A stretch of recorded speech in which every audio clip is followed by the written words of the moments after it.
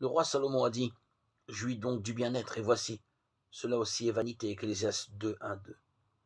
L'apôtre Paul a dit: j'ai appris à être content dans les situations où je me trouve. Philippiens 4, 11. Salomon était un roi extrêmement riche, qui ne s'est privé de rien. C'était aussi un sage qui réfléchissait au sens de la vie sur la terre. Dans la Bible, le livre de l'Ecclésiaste nous fait part de ses expériences et de ses réflexions. Comme un triste refrain, le mot vanité remplit ce livre. Vanité des vanités, tout est vanité. Ecclésiaste 1, 2. C'est-à-dire futile, n'ayant qu'une valeur illusoire. L'apôtre Paul, lui, avait travaillé sans relâche à répandre l'évangile. Lorsqu'il était âgé, presque tous ses ennemis l'ont abandonné et ses enseignements ont été négligés.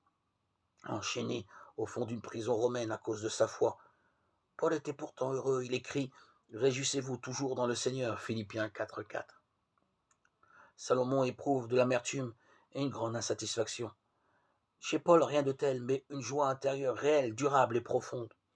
Dieu sait choisir ses porte-paroles. Réjouissez-vous toujours. Dans la bouche d'un roi complet aurait été peu convaincant. Vanité des vanités dans la bouche d'un prisonnier délaissé aurait été bien compréhensible. Mais chose étonnante, c'est le roi qui s'avoue insatisfait alors que le prisonnier est heureux.